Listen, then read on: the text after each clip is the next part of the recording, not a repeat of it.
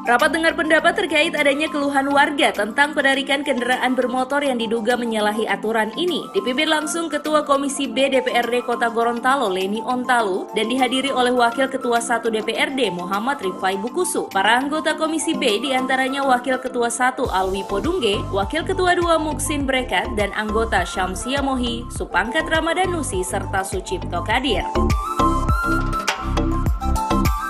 Turut hadir pula unsur pemerintah Kota Gorontalo, pihak pengadu, pihak PT Smart Finance, serta sejumlah organisasi ojol dan bentor baik kota dan provinsi Gorontalo. Ketua Komisi B DPRD Kota Gorontalo Leni Ontalu menjelaskan jika rapat dengar pendapat ini dilakukan sebagai langkah mediasi untuk mencarikan solusi terkait persoalan yang diadukan oleh salah satu pengemudi ojol terkait penarikan kendaraan yang diduga tidak sesuai yang diduga dilakukan oleh pihak PT Smart Multi Finance. Presiden Bentor sekaligus Satgas Gojek Gorontalo Iwan Abdul Latif saat mendampingi pihak pengadu mengaku sangat menyesalkan atas kejadian penarikan kendaraan tersebut karena sesuai aturan nomor 1103 tahun 2020 POJK ditegaskan oleh Presiden Republik Indonesia untuk memberikan keringanan angsuran kepada ojol dan nelayan. Satgas Gojek juga dengan kejadian ini sangat menyesal dan sangat menyesal. Sebab apa?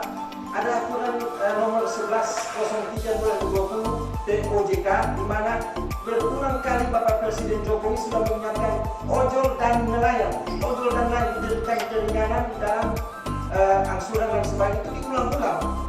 Kemudian posisi driver ini lagi posisi aktif on lead menggunakan jaket Gojek, helm Gojek dan sepatu. Ini ditahan di tengah jalan.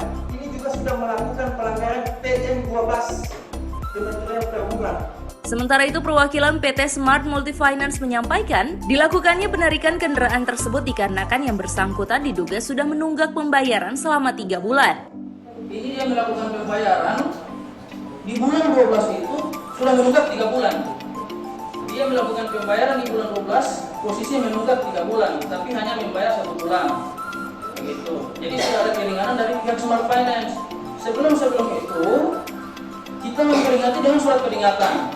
Peringatan pertama, kedua, dan ketiga. Sementara itu menyikapi hal ini, Ketua Komisi B DPRD Kota Gorontalo Leni Ontalu dalam hasil kesimpulan rapat memberikan rekomendasi berupa tenggat waktu selama 1 pekan kepada pihak eksekutif untuk menyelesaikan persoalan ini. Dan jika persoalan ini tidak menemukan titik temu, maka Komisi B akan melakukan pemanggilan kembali dengan akan menghadirkan pihak-pihak terkait seperti pihak kepolisian, otoritas jasa keuangan, Kemenkumham, dan OPD terkait karena ini menyangkut hajat hidup orang banyak, apalagi bagi mereka yang hanya ekonomi lemah.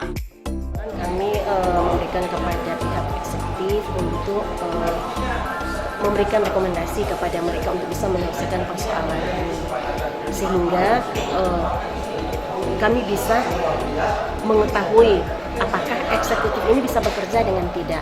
Karena selama ini kami sudah beberapa kali dari finance dengan persoalan yang sama, tetapi dengan beda, ada yang pengaduan mobil, ada yang motor, ini bahkan bentor.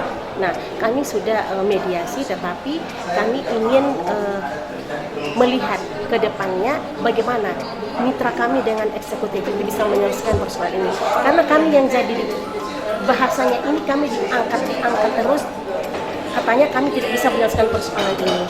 Nah, sehingga kami berharap kepada pihak eksekutif untuk bisa memperhatikan persoalan ini dan kami memberikan waktu 1 minggu kepada mereka.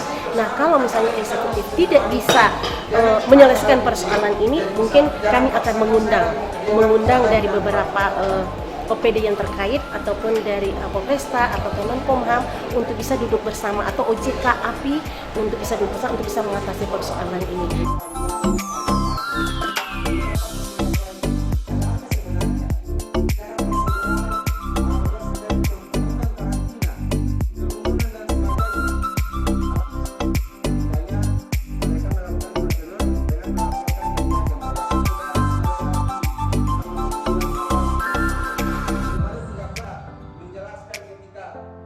Tim Liputan Advertorial Mimosa TV.